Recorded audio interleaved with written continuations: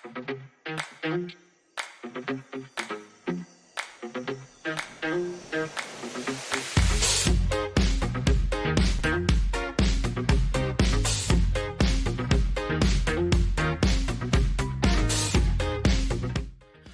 up, guys? Welcome back to another episode. I don't even know what episode this is, but this episode is sponsored by Z-Pro Lithium. If you guys need some serious power because you're a serious angler, go check out the website in the description below.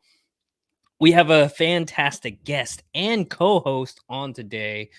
We have Shane Matos and Steve Buechner, the fairy wand king himself.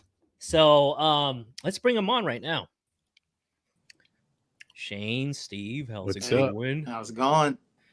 We were just talking about what? We were talking about keto, right? Not me. not me. 100%. Are you guys on any special diet, or have you guys been on a special diet at all? Seafood diet. I've never been on a diet. Yeah. No? I can't fish a tournament unless I stop at Jack in the Box first. So really? Yeah. What's your go-to that's how meal? you win. Two breakfast jacks and an orange high C every tournament. Dang, and you don't have to go to the bathroom midday? Oh, I mean, number one, I'm going, but I ain't hitting the stall for sure. Nice. That's the juice, huh? Yeah. It's 2 breakfast sandwiches and a high C, you said? Yeah. Nice. Yep. Oh my gosh. Bring a couple little snacks on board with me, and I'm good for the day. Nice. Yeah. My dog just opened my door. I don't know who's home right now. But Steve, introduce yourself real quick. Like tell me a little bit about yourself to our audience, how you got started in fishing, and where you fish, where you grew up, and etc. All right. My name's Steve Buechner. I grew up here, born and raised here in San Diego. I'm 51 years old.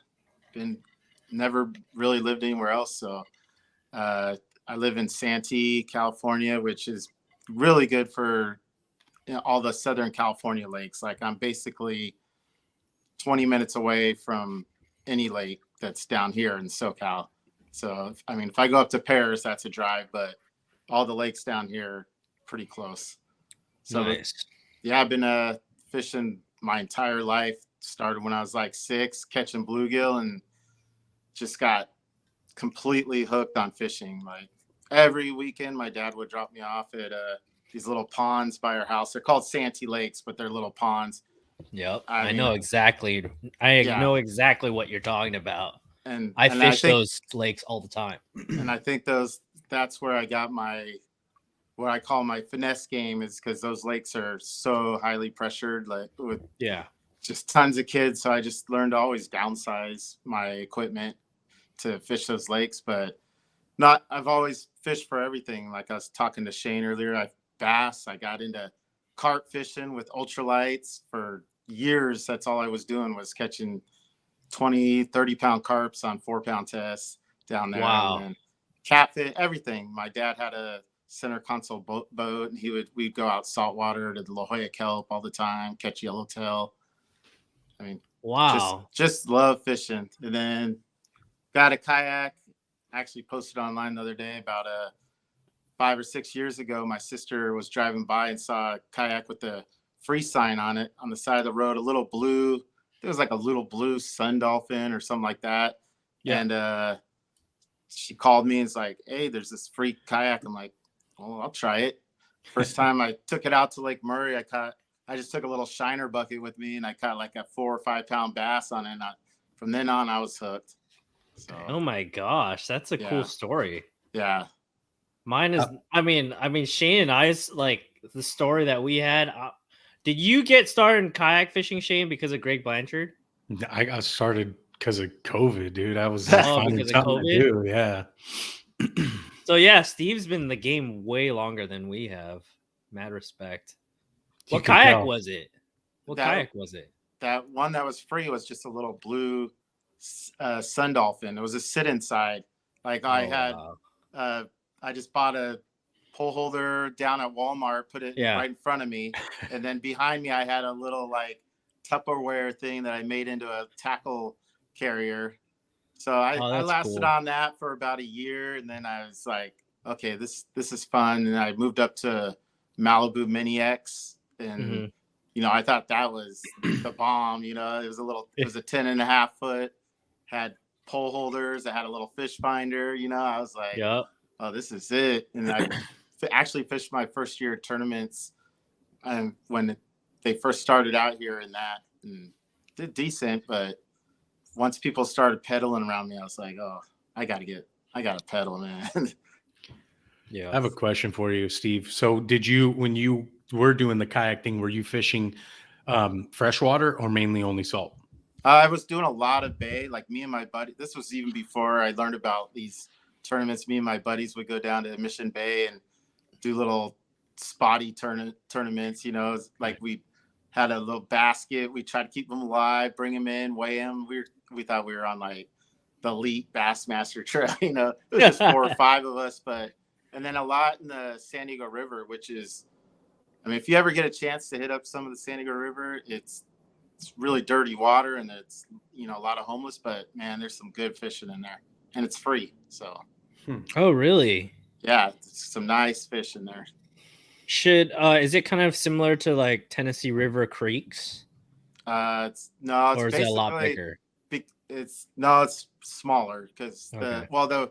it's basically like ponds, because San Diego River doesn't run year round. So Hmm. if it's raining, it's running, but if not, then you're just series of ponds all the way.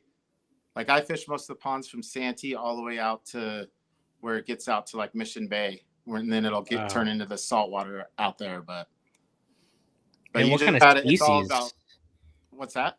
What kind of species are there in the creeks? I mean, there's carp, bass, bluegill, catfish, but I mainly fish for bass out of there. And it's all Nice. toolies. So it's just toolies on both sides of those. You just have to find little holes where to launch. That's the main thing, is trying to find where you can launch in those ponds. So, Can you stick a bow mount in there or no? I mean, you could, but getting there is the problem. A lot of times you'll have to hike it through these little brush trails, like Oh, wow. quarter to half a mile. So Yeah. that's a lot with the battery and all that. Yeah, might just paddle it. Yeah, Do yeah. a I mean, John D. if you ever want to go, I'll show you. So I got some good ponds around here. I definitely want to check it out. Yeah, yeah, The creek fishing, San Diego River. yeah. It's fun. Um, you need? Were you gonna ask anything else, Shane? Did you continue using spinning rods all at the salt water too, like, or did you use bait casters when you were fishing salt? So actually, like when I was a kid growing up, bass fishing, all I threw was Texas rig, and Yeah. like just Texas rig, because I didn't know, drop shot wasn't there, Sinkos weren't Hmm. there. So all I used really was bait casters when I was younger, all the way up to, I mean, really, I started weaning off just the last few years of the bait casters, and then but saltwater, I would always have a spinning rod and a bait caster. Like I had a little tiny Pin International that would have like 20-pound tests on it. But So that leads us to our next question. So you weaned off of your casting, your bait right, casters. right. So do you use bait casters at all? And So then this is the last year was the first year I actually got rid of every bait caster. So it was a combination of reasons. Is I was barely reaching for it, for one, for in any of the tournaments, and then two, so when I'll reel left-handed with the spinning, but some reason with the bait casting I reeled right, and when I was yeah. hooking up with the bait caster, I was getting, I don't know, like a shooting pain in my wrist. So I don't know if something was Oh, going wow. on. So I just was like, and I didn't really want to do the bait caster, try to switch hands, which it should be easy because I use a spinning rod reeling with Mhm. my left, so, but more of it's because the lakes out here, I just downside, like I just figured downsize, and then I'm more of a soft plastic guy than any kind of a hard bait guy. So I didn't really use it, and I just got rid of them. So It's crazy though. It's like I don't know how many top threes you had last year or top fives, but it seemed like every single tournament you were just like consistent top five. Every single one. Everyone. yeah, I did pretty good last year. The year before, I kind of, well, in my opinion, struggled. I still had a decent year, but I think last year I just, I was like, I think more of it came because I'm like, I'm just gonna pare down. Like I think the year before I was trying too much and trying to overboard. Like I have a little of everything, but I think I was like trying to push other stuff on me rather than just go with what I'm super confident in first. Yeah. And then if I need to go to something else because that's not working, then I'll do it. So So last year I stuck to my guns pretty good, and I mean I felt good last year. Also helped my eyesight was getting really bad, and I finally went and got prescription and got prescription polarized, and man, it was a game changer. just tying that leader line on and just tying knots and seeing like your line twitch rather than having to feel the fish. It just I should have did it a year before. Yeah. Shane, you throw spinning rods as well, right? You have nothing against them, right? Nothing at all. I'm a major ferryman, through and through. Yeah, dude. I like you said, I kind of use a majority of soft plastics too. I usually run 2 spinning rods, but then I run one BFS kind of bait caster that I use a lot for soft plastics that I like. But there are times where I'm like, the spinning rod's a lot better in certain techniques. Like last week at Murray, for instance, when trying to flip into those toolies, like in those pockets, using the spinning rod was definitely easier than a bait caster for me. But that's a whole different technique in itself. That's like super hard. I don't understand how you guys do it. Well, I watched a lot of guys catch those bass out of those little pockets of those toolies, and I was super impressed.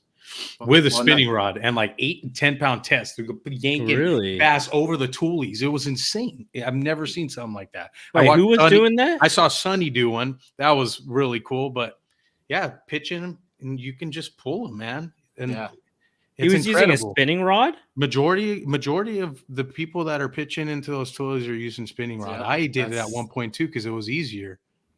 What's the juice? That's the juice. That's the Murray juice. Is you use a spinning rod because the thing is when you throw, we're not usually the people pitching back there are using Cincos because you want it to have a slow drop through the water column. Like you think flipping, a lot of people think 1 ounce weight or half ounce weight, but no, you throw for those.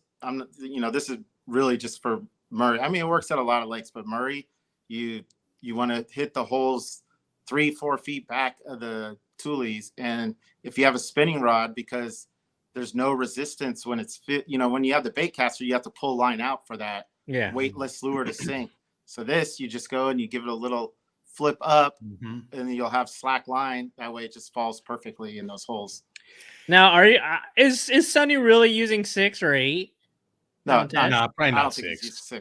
So for me, I'm using 10-pound straight braid. Oh, straight braid. Yeah, smart. I don't for when I'm doing that toolies, I'll use a straight braid 10-pound.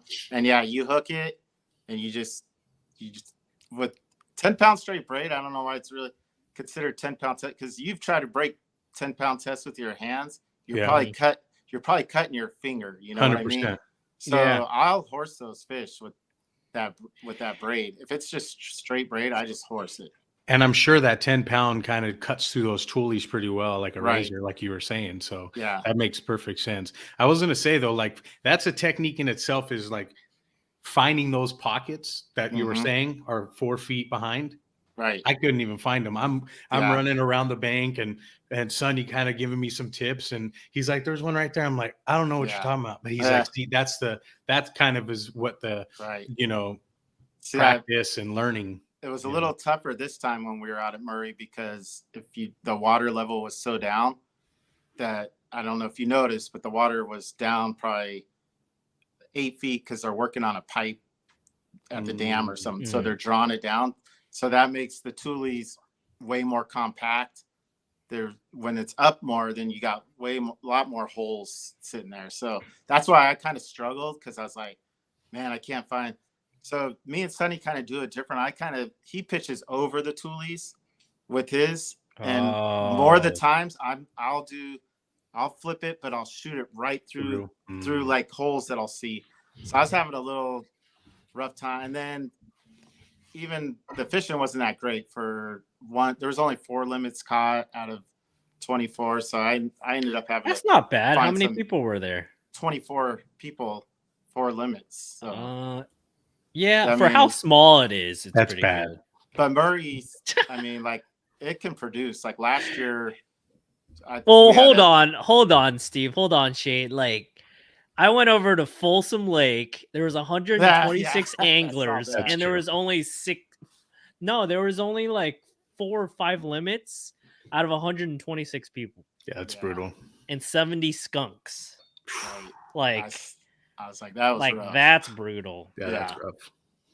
So, like, when I hear 4 or 5 limits over at Murray, that's not bad. It's a small lake. That's like, true. Yeah.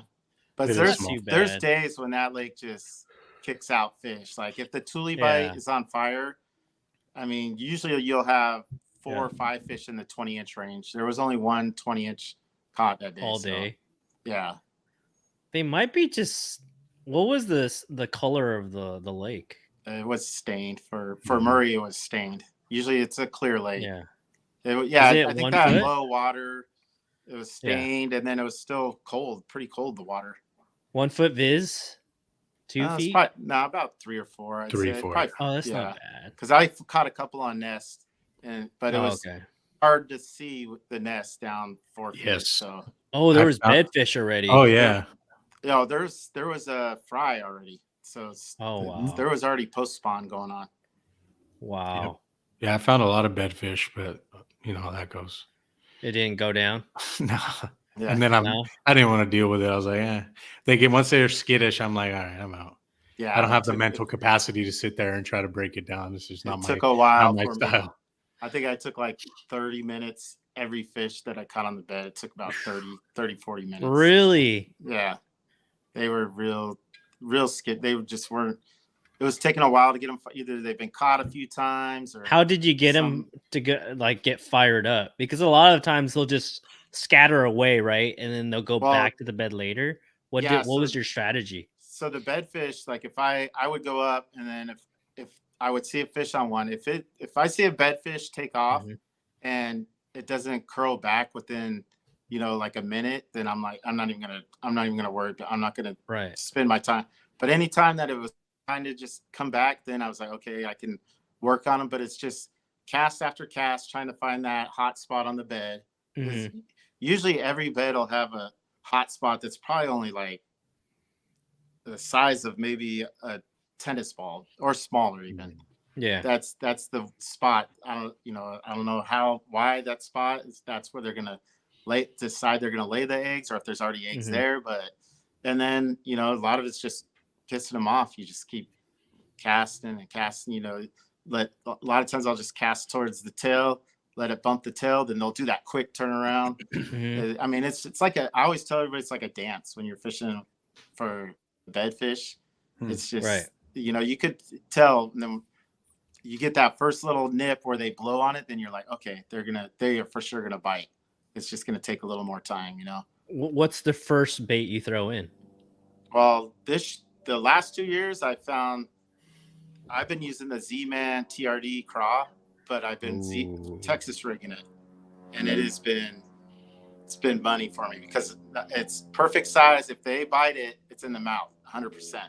There's none of this carry it by the end of the worm, where it's like this, like hanging out of their mouth. Yeah, hanging out. Yeah, where they a lot of times they'll grab the tail, they'll take it off the nest and drop. No, if they bite this, it's just same size as a little TRD.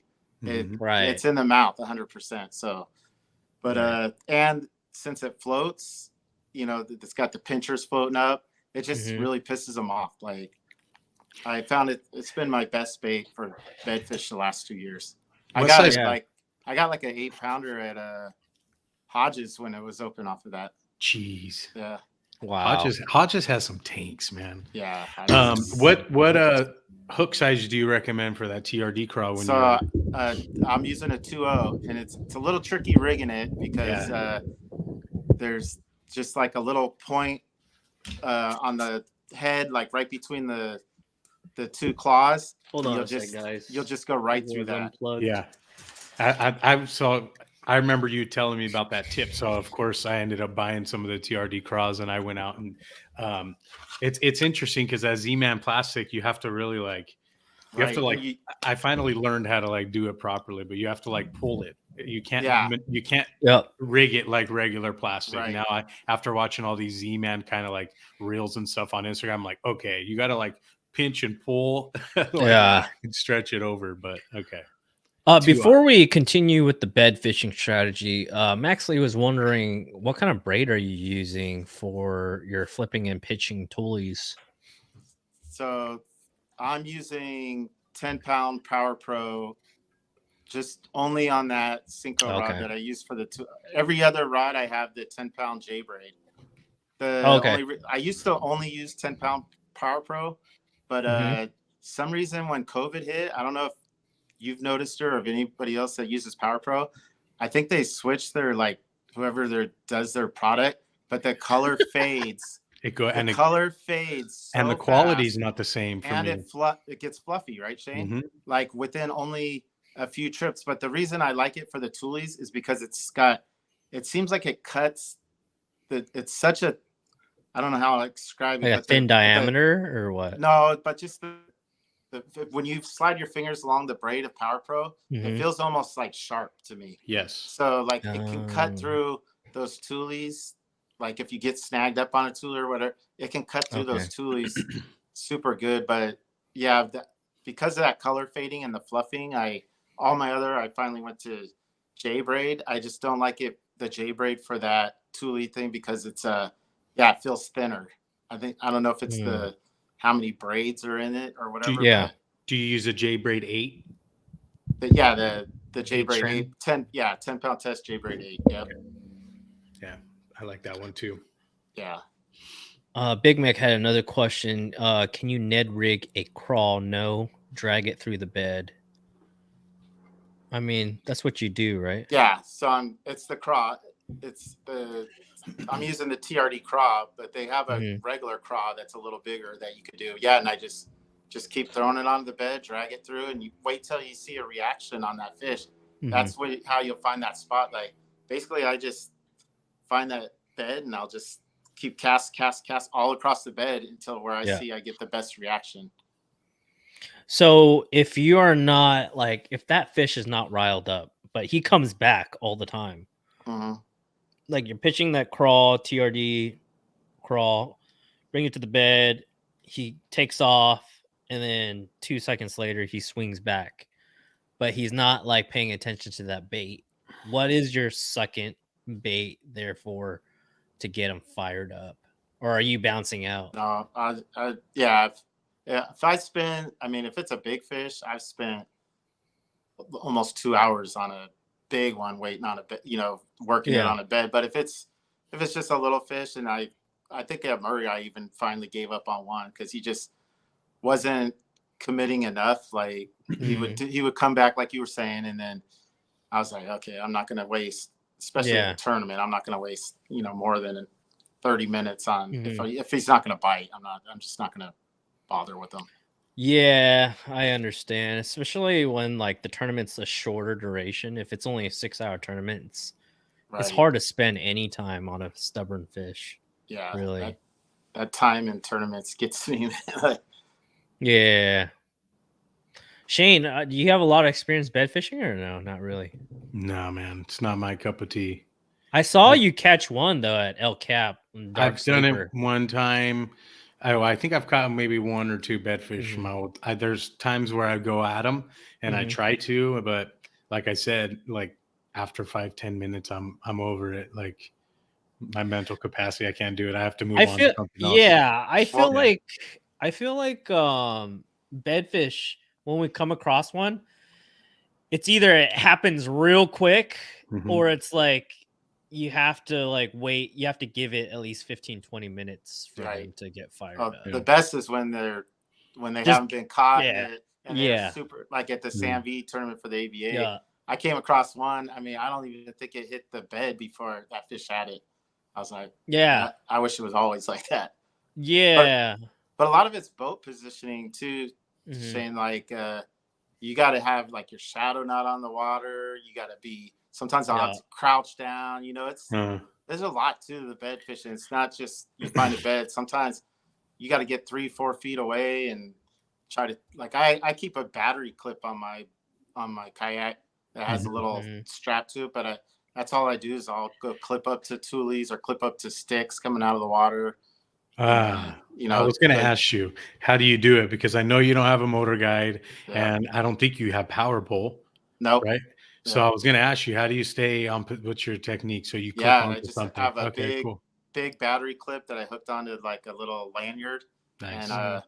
I'll try to find the best position to fish it and clip onto something at I mean, every once in a while there's some beds where there's nothing around at all and it's not close enough to the shore where you can go like lean up, you just park your yak along the shore, and I'll just yeah. man, it's just a lot of forward and backwards pedaling on that kayak. So Yeah. Nice. We have Asian Mason down in San Diego. He noticed that Steve took fourth place at the fishing show over at Murray. He goes there pretty often. What baits and techniques did you use to catch your fish to seal a top five? on this tournament, I had 3 Mhm. on the Cinco, flipping in the Tules, and Yeah. then the the other 2 fish, I ended up catching like 6 or 7, but the other few Mhm. fish I caught on beds. But Okay. yeah, I mean, Murray, you have the Cinco, and then later on in the year you can do a lot with like jerk bait or like Hmm. little ball head flukes or whatever. But right Yeah. now, basically Cinco and S is the technique. Right. And so give us a breakdown of exactly what Senko, what rod do you use to flip and pitch a Senko? What reel do you use? Break it down So for us. so I have a medium heavy Daiwa Tachula, just the regular XT, the $99 Uh-huh. special. But that Okay. medium heavy, I use medium heavy, and then I have the 10-pound Power Pro, and then I just have a Shimano Sahara 3000. Are those the deal? The Saharas? Well, I like that for my Cinco rod because I like I said, that braid to me, Hmm. after using like all my life 4-pound test, 2-pound test, like Hmm. to me that's like 50-pound test to me. So I feel like that doesn't have to have the best drag. I think those reels run like $79. Yeah. So I feel for the Cinco you don't have to have really top of the line. Like a drop shot, I have the higher end reels, but really for the Cinco, it's more, you don't really need top of the line You're stuff horsing for. them. You're horsing Yeah, I them mean, if it's majority a of the big time, right? fish, you're letting them take drag, but it doesn't have to Yeah. be super great drag, like smooth drag or anything like that. Are you a boat flipper or are you a lipper? You Uh, go down and you under lip them. under like a 15-inch, I'll boat flip them. But once Yeah. if it's a fish that I think is gonna stay on my board, then I net. I have a net. I Okay. used I 17 used to incher, be a 17 incher yeah, and minimum like 15 net. and up, I'll net that fish. Oh, But okay. yeah, below the little guys, I'll boat flip them in, or if I could see that it's for sure hook good. Usually with the Cinco, I'm Hmm. using a three-aught. I'm using a 3-aught EWG hook. So Okay. usually if you have them hooked, they're staying pinned. And you're using a 7-foot rod, you said? Yeah, it's the 7-foot medium heavy 7-foot. Daiwa Tachula. Yep. Cool. Might need to check that one out. I use the Yeah, I Shimano actually Celis, and I feel like it doesn't have sensitivity on it. yeah, I mean the Cinco you don't need a really, because I'm not feeling I'm seeing that line You're twitch. watching the You're line. watching your line, You're watching and it jump. that's Yep. the whole reason with the spinning is you want to get that slack. With Yep. the bait caster, it's harder to get that slack out, but with the spinning, you throw that Cinco, you're gonna have the slack sitting on top of the line or top of the water. You can see that twitch of the Yep. line when they bite it, and then just reel down and set it. 100%. And you already know if it's a big fish. You already know. Almost a lot of times that different twitch on. Yeah. You know, when you see that line, it's I don't know why it is, but it seems like it's a different twitch if it's a big one. Yeah, and if they go straight to deep water, usually they're super big. Yeah, and a lot of times, when you're reeling into, because when you see that twitch, you reel in your slack to set the hook. If it's coming towards you before you get to feel pressure, you know, of the fish, usually you're like, oh, this is gonna be a good one. Seems like the little guys always run away from you, but the big guys come towards you. Yeah, exactly. Before we move on to this from this question, what setup do you throw for your crawl, your TRD crawl? I have a medium heavy. I'm using a Sahara reel on that, and then I have a medium heavy. I can't even think of it. It's right here. It is I have a Ducket, the Pro Series. It's a Jason Lambert Ducket Pro Series medium heavy. Do you feel like there's the craw? Oh, nice. And that just see how it's all compact up. Just those little craws just come Do you use a bobber stopper or no? No, not for the nest. Not for nest fishing. Really? I barely ever. Yeah, I like them to be able to run with it, like feel and I like too when that weight will come down fast and it gives just a little, maybe an inch or two of free line, where that a lot of times they just like that bait fluttering behind a little bit. Right. So a little bit more action. Yeah. Do you throw the Senko weightless or weighted? I'm always throwing this weightless. So a lot, you know, depending on the lake, I'll sometimes go wacky, but if for the toolies, you're Texas rigging it. But, yeah, just Texas rig, weightless. Do you guys have any luck? Do you guys have any luck throwing a weighted Senko? I don't do it very often. Like I maybe done it a handful of times in my lifetime. I've never done it. The only time I've ever had is like with, you know, a little, when you're wacky with one of those little weighted wacky hooks. But still, I feel like I feel like I still don't have as much as if it's weightless. Yeah, you can't go wrong weightless. Yeah, I mean, it's painful sometimes. Like I hate, like, as much as I love throwing the Senko, I hate when it's 10 feet or deeper because it's just a painful drop. Yeah. You know what I do? I switch to a 6 or 7. Oh, the 7-inch Senko? Yeah, because it's more dense with the salt, so it sinks a little bit faster. Yeah. And I had some luck just casting out, like, let's say if there's a shallow flat where fish will spawn in a certain area, and there's a slight drop to like maybe 10 or 12. I'll take my 6-inch and I'll just wing it out there, and I'll just let it sit out there. And it was funny because I was talking to Butch Brown when I did it, and we weren't really fishing. We were just talking, and I was trying to get tips from him.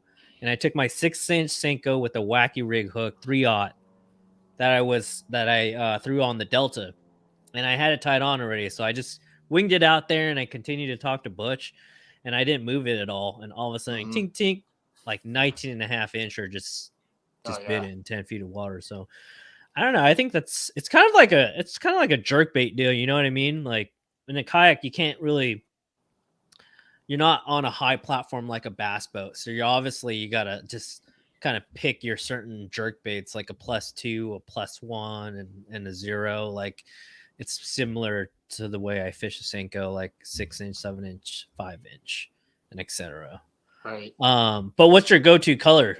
Both of you guys, what's your go-to color for Senko? I like green pumpkin red. Yeah. I'm green pumpkin, anything. Green pumpkin red, green pumpkin black. Yeah. And then if there's not green pumpkins in the store, then I'll just get a watermelon. But basically green pumpkin, anything. Yeah. I use black if it's murky. Black with blue. The blue tip. Yeah. Or blue flakes. Blue flake. Yeah. Yeah. You guys use that motor oil? No. They got so many different colors for that damn Senko. It's crazy. Like the same with how many colors there is, you know, for the Robos and the Senkos. Oh my gosh. Yeah. But I stick to the same. I think I Same always deal, tell my yeah. buddies, I said, I think almost any color is gonna work, but it's Yeah. just what you have the confidence in, The drop, Yeah. the robos, I only use like 5. I have 5 colors that's all I ever keep in my box, and Yep. I'm never gonna go past that because my OCD will just get me, man. I just Same. keep going. Yeah, I like to keep everything simple. So, question: you're friends with Tim O'Connor, right? Oh yeah, he used to be my next door neighbor. Now he lives maybe 2 blocks away. So Great guy, great Oh, yeah. angler. Yep. He's probably one of like the most The humble, nicest guys. nicest Oh, yeah. guy in Yep. in the club. Period. Yeah, Tim's he's always happy. That's for sure.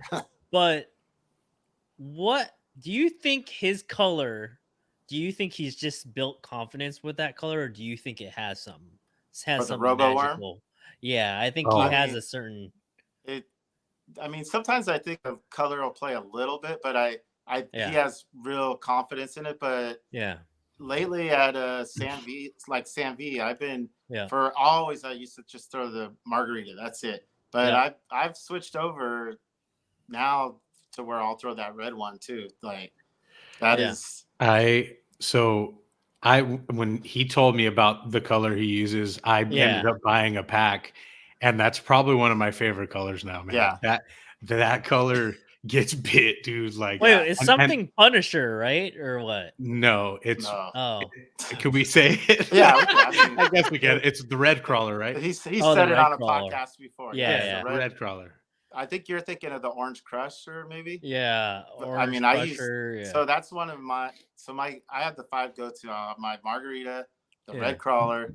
I have the Morning Dawn, and then that Orange Crusher, and then then I have the Morning Dawn with the Morning Dawn with the fluorescent yellow at the end. The chartreuse tip at the end. That's all I use. That's all I use. I don't buy any other color ever.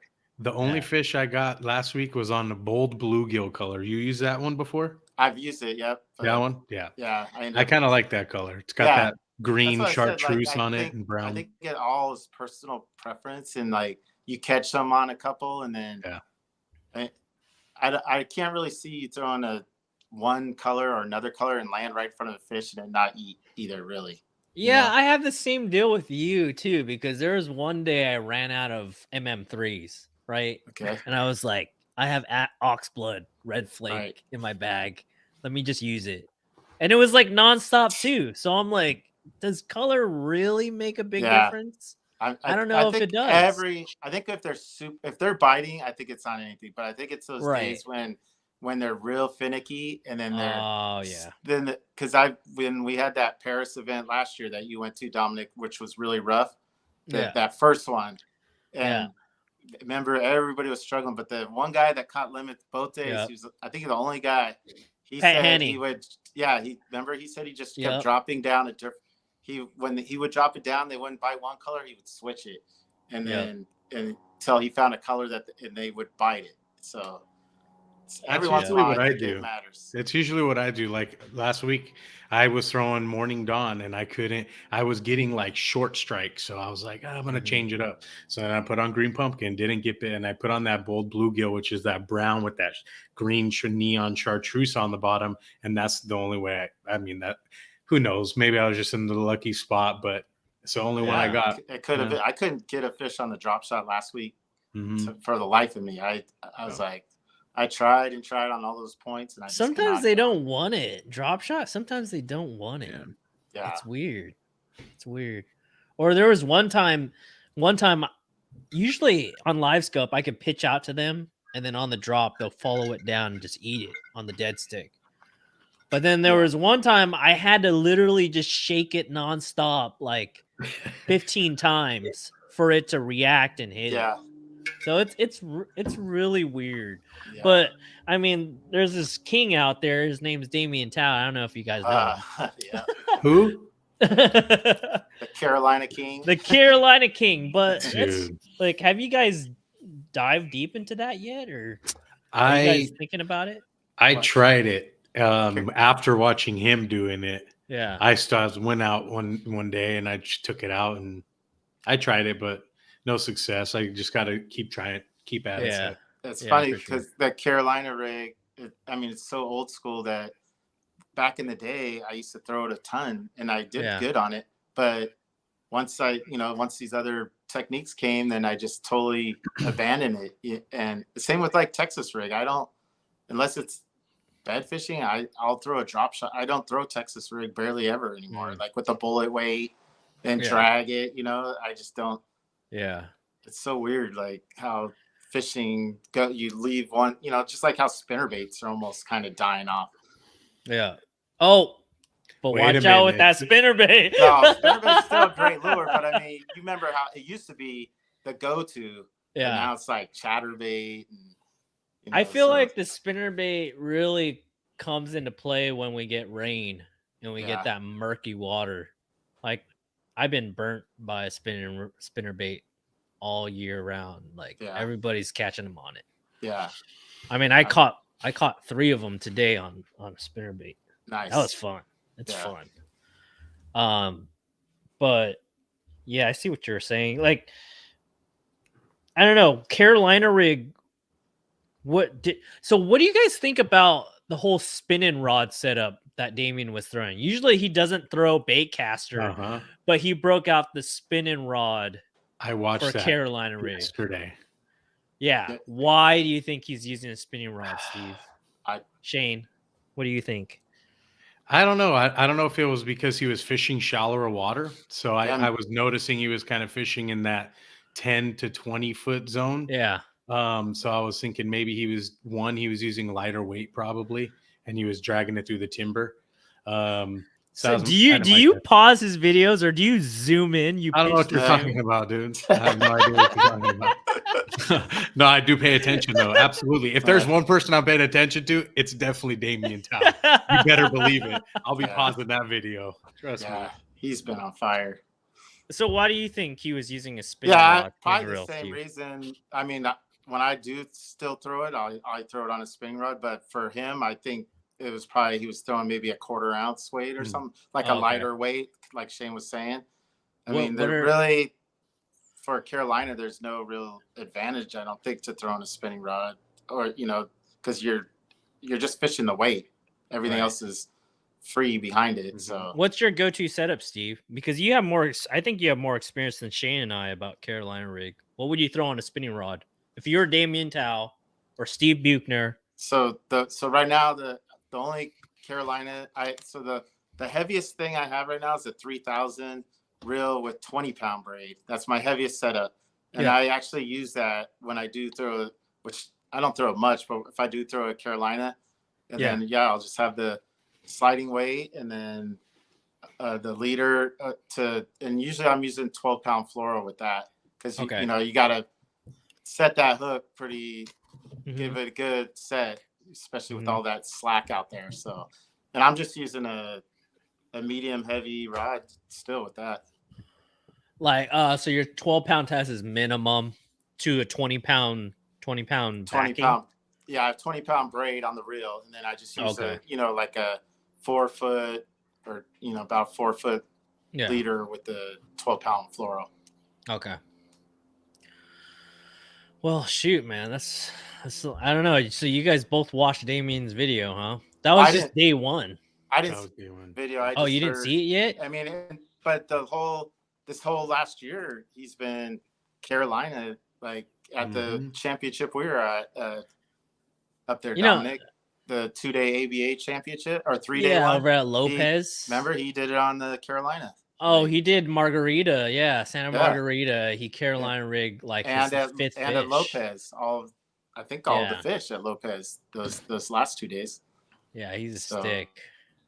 No, I stayed with Don over at Folsom, and I told him, I was like, Damien Carolina rigs weird things. And he didn't believe me. And I was like, dude, he Carolina rigged a square bill. Yeah, and it was crazy, and he was catching them over at Berryessa like that, and I was just like, "Dang, yeah, that's crazy."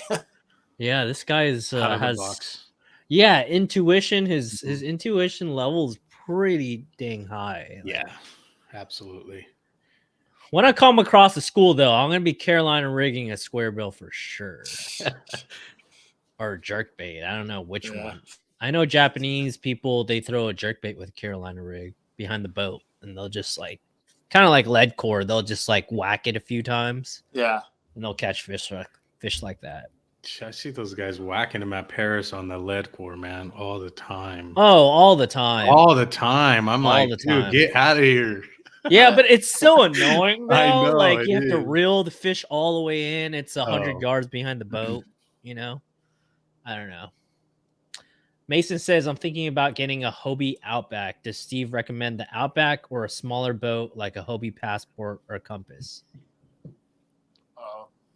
The Outback is, I mean, if you're going to be doing a ton of fishing, I would go with the Outback. But any of those are good. The Compass is great, too. My buddy had a Compass and fished the tournaments for a few years. They're all good. It gets you go down, you know, the Passport and the Compass are lighter. So if you're going to do a lot of like hiking in, you might want to go with that. But the Passport is, I mean, the Outback is set up way more for fishing than the other two. It's got all the bells and whistles too. Yeah, I mean, you're set up ready to go. I mean, but any of it. If you go with any of them, you're going to do fine. So, what about the light one? What is that one called? That's the Lynx. Oh, the Lynx one. Yeah, the Lynx. Yeah, I mean, that's more. It's almost like you're on one of the stand-up paddleboard. It's kind of real flat. Yeah.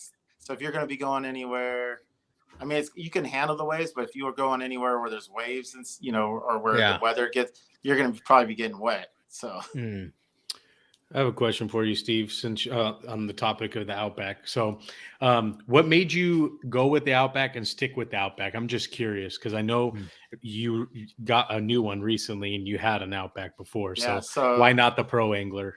So when I first I bought the Outback, the 2017 that was when I first got an Outback, and I loved it, like just the maneuverability and the lightness too. So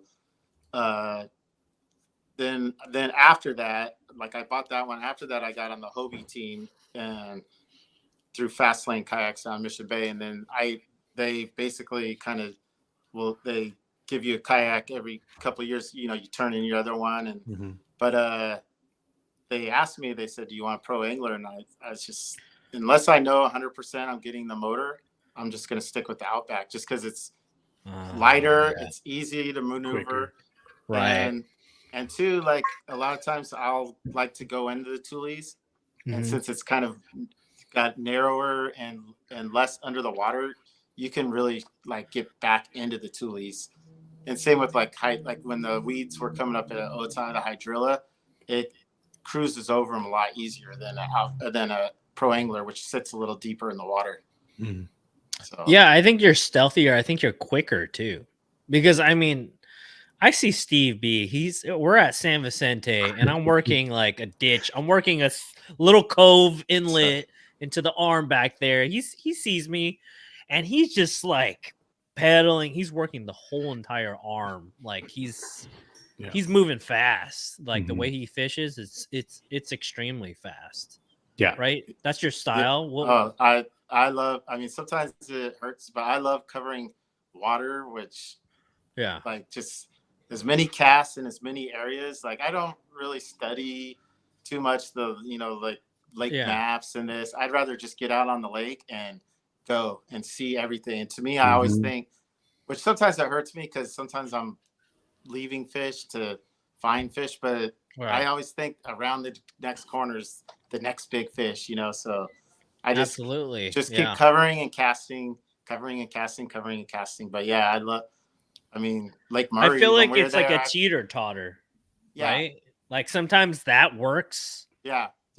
And then you can crack like a 90-inch bag easily doing that. Right.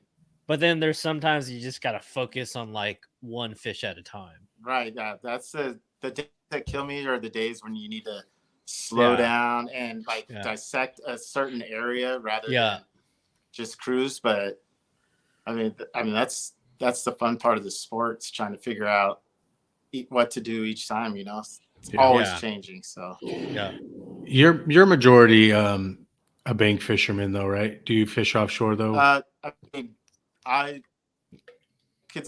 My first thing is to hit the bank every time, but once I see like I'll go to a lake, and if I work a couple 300 yards or something and don't get a bite, then I'll be like, okay, I'm gonna go look for fish out to drop shot, So or hopefully there's busting fish, and I'll throw a jerk bait or something, which would be great. Without the live scope, I'm more it's about what I see with my eyes rather than for visually. for you throwing a jerk bait. For drop shot, I'm looking on my fish finder just nonstop straight down, whatever's straight down, and if I see a mark, then I'll start drop shotting. But yeah, I do notice you fishing a little bit more offshore when you noticed you're getting the bigger bites a little bit deeper. You did that over at Lower Otay, I think. Yeah, well, that when I won that Otay that day too, I caught all my fish in shallow. But there is certain tournaments at Otay where they just don't want to be up there in shallow, so I'll cruise out, in like 2025 and just look for marks and just video game them on drop shot. Do you think Lower Otay, guys, is in the up right now since you got a lot of water on the Tulies? Right now it's tough fishing, but crazy this summer is gonna be awesome this summer. It's gonna be intense frog bite, huh? Oh yeah, because there's gonna be pockets way back in the fish are just gonna be in there. This happened like last time when it got up to the top like this was I think it was like 5 years ago, and man, the fishing was just incredible. Like, nice. So I'm hoping for a repeat. We just need the Tulies out there to turn green. Right now they're all dead and brown. And I think once they liven up, then I think the fish will move back in there. It's looking good though, man. I went to time I went to the Otay arm and saw those trees and water all the way in the back. It was so cool, man. I was like, I can't wait till the fishing picks up and come back over here and fish these timbers, man. It was so cool. It's definitely going to be like a pitch and punch and bite. Oh yeah. It's going to be nice. And like you said, the frog bite, like that 5 years ago when that happened, the frog bite was crazy. So yeah, I mean, I'd probably, if there was a frog lake in SoCal, that would probably be it right there. It's almost guaranteed. If you throw a frog all day in the summer over at Otay when the water level's higher, like for sure you'll catch one. That's why I like Otay is probably my favorite. Like at the big lakes out here, it's because there's people jerk bait, drop shot, Cinco, frog. Like you can use almost anything out there. Rather than some of these lakes like San Vicente, it seems like it's like drop shot. You can get jerk bait or drop shot. Not like this. I mean, I catch them on the Cinco there, but it's not the same. And then you're dealing with all those trees and. Oh gosh, man, those trees are something else. Yeah. And they dive. They know. They've been through it, so they dive right into those trees. Yeah. Right away. When I go to San Vicente, I know I'm retying for 100%. Yeah. That whole leader line is going to be shredded up pretty much. Oh yeah, those quagga mussels. Maxley was wondering, ever think maybe the drop shot is seen by too many fish nowadays? Yep. I was just thinking that the other day because I was always kept a drop shot in my hand for most of the part. But as of recently, I've been changing it up and not throwing it as much. I've actually been getting bit on other techniques like underspin. I've gained more confidence on underspin in a few months because I stopped throwing the drop shot.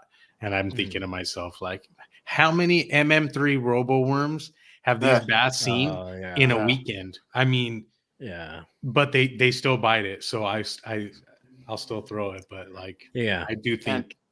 And I think even like with the Cinco, it's like I was talking to my buddies. I'm like, man, the Cinco bite the last 2 years hasn't been as great. Like, and sometimes I wonder the same thing. But I mean, if pretty much all the lures, they've seen. So I think it's just the day it's just each day is different. Some days are going to work, but you got to have the full arsenal for those days when your go-to doesn't work. You just got to have, backups, like how you did with the underspin. Mine, this last year, I've been throwing the ball head with like a little fluke bait, and Huh. and it's not a paddle tail. It's like a little fluke style, but It's like a Demiki rig. It's kind of set up like Demiki, but I'm not just vertical fishing. I'm long casting, and it's kind of like a twitching and reeling at the same time, but just a slow reel with just a slight twitch, and that's been my like kind of backup when my first two techniques aren't. Yeah. There's the juice, guys. That was it right there. We're done. We're done with this podcast.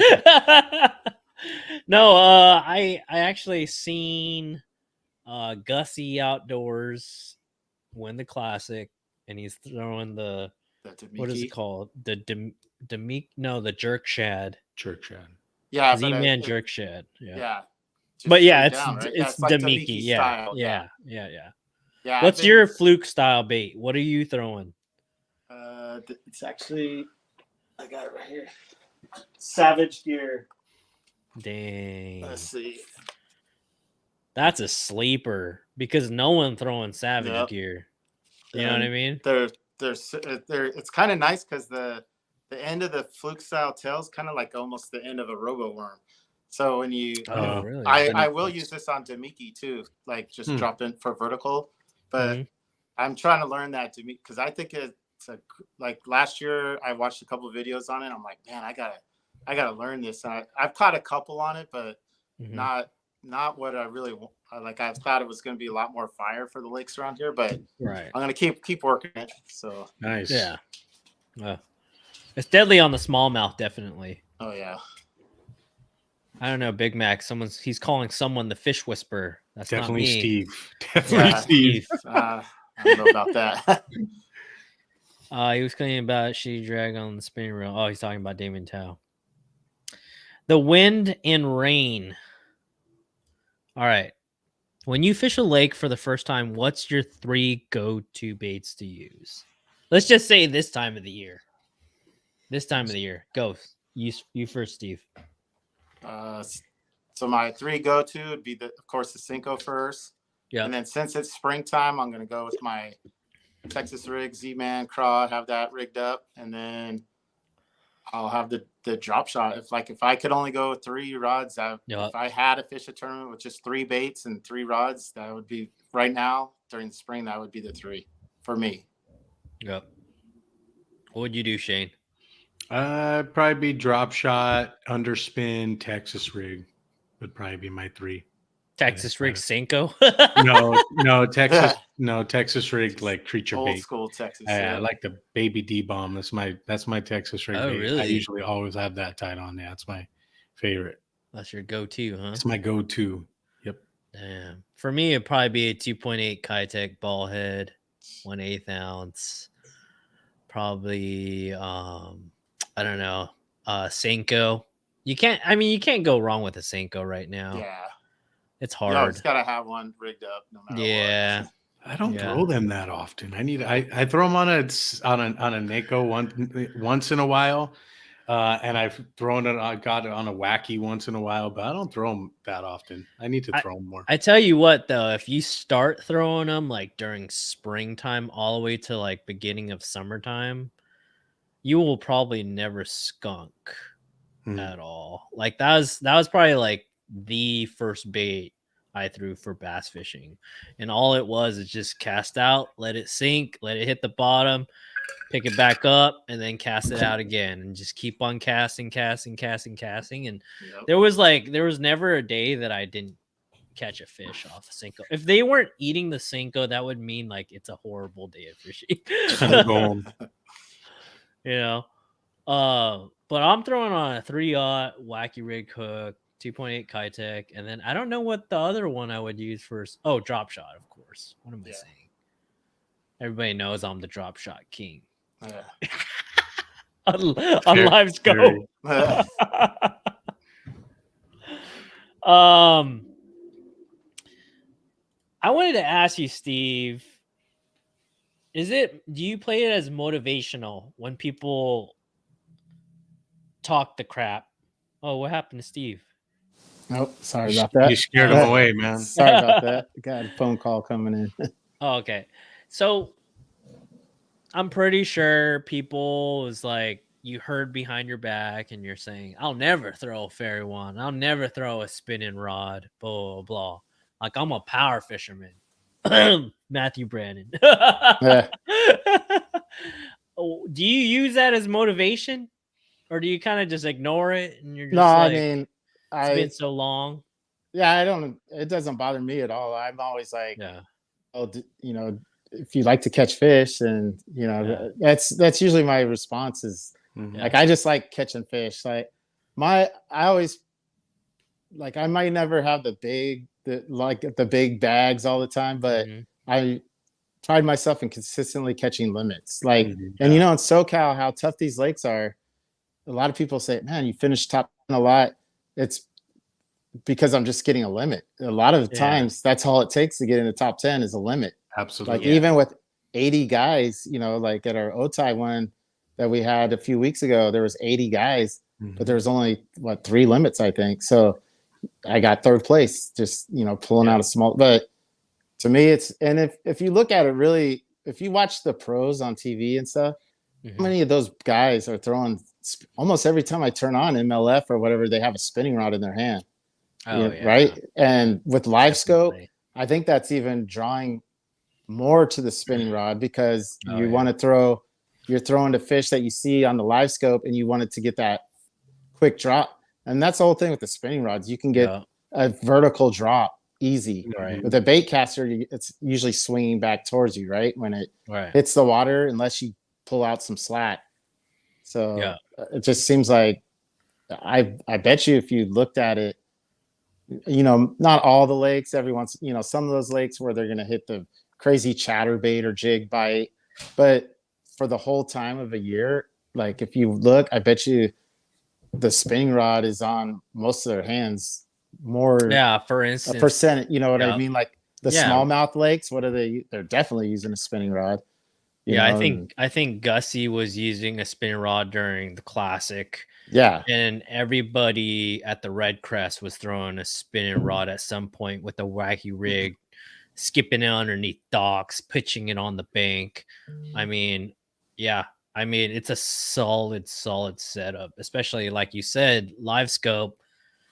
Sometimes it's a better setup to vertically drop on them, like yeah, quicker versus having a 7.6 bait casting rod that, you know, sometimes you just want to pitch it right below your boat, you right. know? And like for you, Dominic, when you were using, say it's San Vicente last year, you were using that Kitech, and you said you were seeing the fish on the live scope and you were casting to them, and you said Yeah. as soon as it got to them, they bit it. Weren't you throwing a spinning rod, right? Spinning rod. Yeah, because when you're doing a long cast to them, it gets straight down vertical. It's not swinging back towards your boat like when it hits the water. That is true.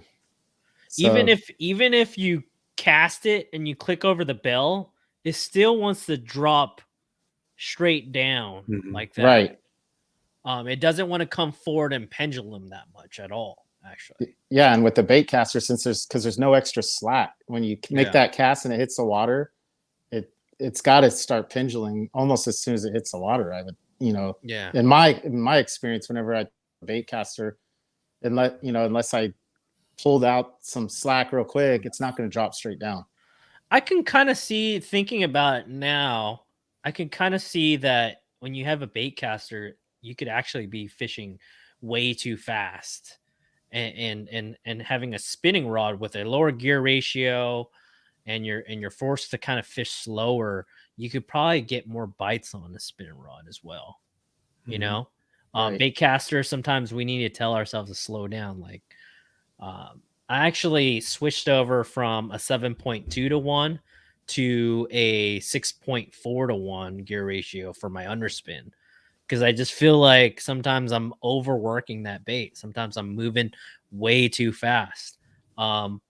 But you know, there's the other side of it. There's the other argument is that if you're working fast, you'll find the biting fish. Yeah, I mean, you know, there's definitely times when, yeah, like especially lakes, when the bait caster and you're like the power fishing, like it's called, yeah, you know, yeah, where you just cast after and working that thing. But for right. my style, that and in the lakes out here, to me, the spinning rod's the way to go for me. So Yeah. I do feel that way too, that you should always take a few spinning rods with you just in case, because I remember Lopez Lake, day 2, I didn't have a good day 1, but day 2 I swung back and I was power fishing underspin, half ounce underspin all day, and I worked the whole entire lake, just like you, working the bank super fast. Mm-hmm. And I scored 89 inches, like 89.25, and that was the biggest bag on day 2. And I feel like day 3, if I picked up this spinning rod, I probably would have gotten an extra bite or two. Yeah. And I focused on that, because I remember I came across you and you were like, "Yep, I caught a limit. I caught like 10 fish or something like that, all in the drop shot." No, well, day 2 I caught them all in drop shot. Day 3 I caught them all on Ned rig on day 3. Oh, okay. Yeah, but I had caught like 10 fish that day, and I had like a 20, I think like a 21, but yeah, through the Ned rig all day, almost all in those rocks at the dam the whole time. Really? Yep. Man, that was a fire bite for you then. Yeah, it was cool because I got a few smallies too, so that was nice. Those smallies are pretty over there. Yeah. Shane, you caught one over there too. Beautiful, dude. Yeah, we need to go back. Yeah. Oh, you won't even believe, Shane. Tell Steve how high the water level is over there. Where at Lopez? Yeah. It was crazy. It was cool, man. Yeah. Because I watched Dominic's video before, and then going there, it was a trip, man. Yeah, it was awesome. Too bad it was terrible conditions, but I'm looking forward to going back. Well, yeah, remember that peninsula that would stick out right next to the launch, Steve? Yeah, yeah. That's completely where those submerged. guys were launching on that peninsula. Yeah. Yeah. It's completely underwater. Damn. And then right the other side where John Myers and you could have launched in that area too, on the very right side of the beach. Yeah, when you first pull down the road. Yeah, that's where I launched, where there's that little road that goes down. Now there's a creek that comes all the way back there. Yeah, I think it's completely changed. This year's going to be cool with all the lakes having water, like the lakes down here and the lakes up, all the lakes with water is just good. Oh. All right, guys. I think we talked everybody's ear out. Is there anything, like, Steve, who would you want to be on the podcast next? Who do you think is a good person to have on the podcast? It's a good question. Who would you recommend? Let's see. I'm trying to think. Who would be good? If there was a fisherman, any fisherman on the earth that you would want to talk to on a podcast, who would it be? He's like, well, actually, like any fisherman on earth, I would like just to, even though a lot of guys don't like him, but like Mike Iaconelli, I just like that how if you follow him on whatever, he is so always on the cutting edge of finding new techniques, and he's always saying, I mean, some don't pan out at all, but like the free rig, he's not the one that made it, but he's always trying new technique. He's not following, he's trying to be on the top, and then plus it just his that never give up. He gets a little crazy on the boat, for me, I'm pretty quiet and whatever, but just his attitude about going in, more than a lot of the fishing it's all about attitude and confidence too, really trying to stay mental. How the tournaments are, especially they're so mental, but I think Mike Iaconelli definitely added to the bass fishing game. He's legendary. Yeah, for sure. And if it weren't for him, it's he's the guy that added that kind of never give up. A little more character to the people rather than before that. I always liked him. There's a lot of people that don't like him. Yeah, I love the guy. A lot of people get put off by that. Yeah, showing emotion, but he's a man. I mean, he's a great fisherman. So yeah, he's the deal. He's the deal. Is there anybody that you would like to thank? Yeah, just my couple. I don't have many sponsors, but I'm on the Hobie fishing team, so I'd like to thank Hobie, and then our local Hobie dealership out here, Fastlane Kayaks, and then my buddy, you guys probably know him, Trevor Heck. He owns a solar and electric company, and he's not only one of my best friends for many years, but he also hooks me up with some fishing stuff every year. So I'd like to thank him, and then my wife and kids always letting me get out almost every single weekend to go have fun while they're running around. So nice.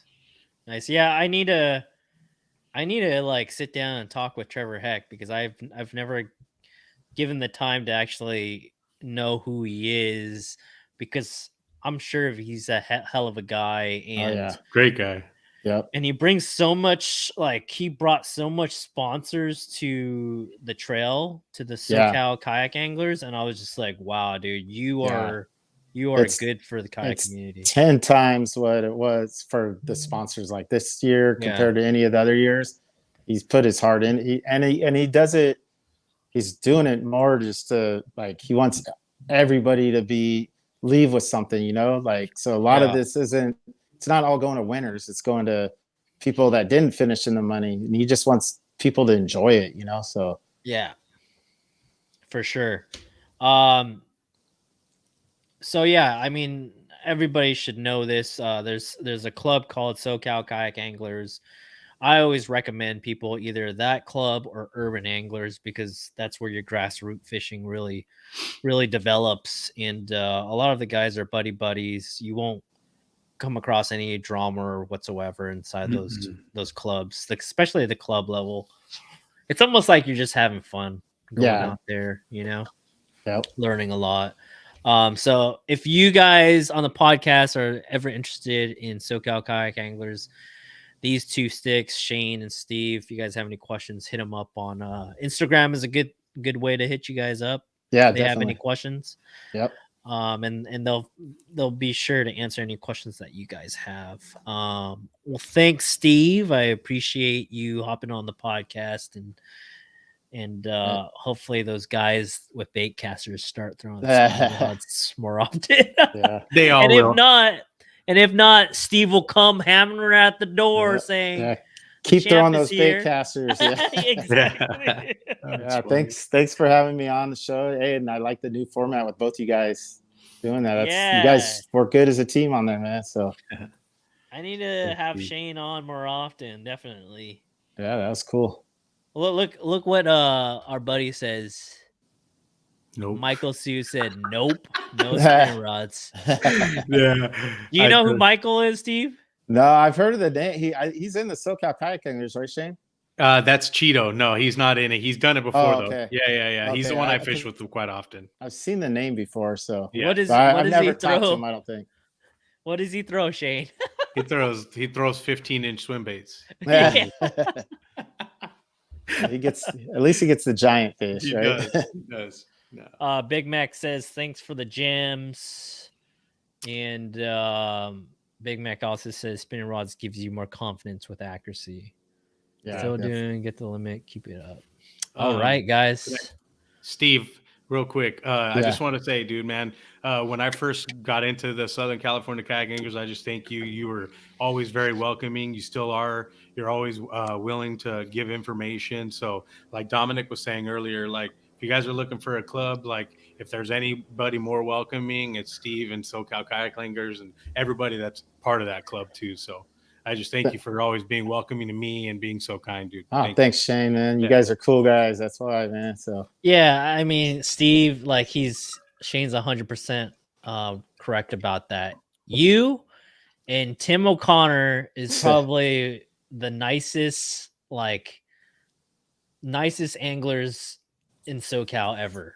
And you and Steve, you're always supportive. Like every podcast I put out, every YouTube video I put out, every post I put out, I see your name, and you're always supporting me, and you're supporting Shane and all the local anglers that have that are kind of trying to give back with their content creation and what's right. Because I appreciate you guys. You know, you guys are helping keep this sport growing and then keeping it at least at a consistent level. Every year, the SoCal anglers gets bigger and bigger, but it doesn't really matter how big it gets. But as long as it stays at a consistent level, so everybody can enjoy this forever. You know, I just don't want it to die off. So you guys doing your thing, I'm always, you know, and I love everything fishing. So I like watching both your guys' stuff. I always know what's going on around with you guys. So yeah.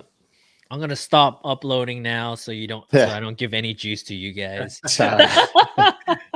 But maybe we could schedule a time where, if I have some free time, I can film you guys over at SoCal Kayak Anglers. Yeah, and then whoever's on a hot bite, I could follow Steve around, or I could follow Shane around during one of the tournaments, and then maybe we could dish out some more content on my channel of you guys just slaying them for one of the SoCal Kayak Anglers. Anytime, let's do it. All right, buddy. All right. All right, guys. Thanks so much for being on the podcast. I hope you guys enjoy this episode. I'll see you guys later. All right. Thank you.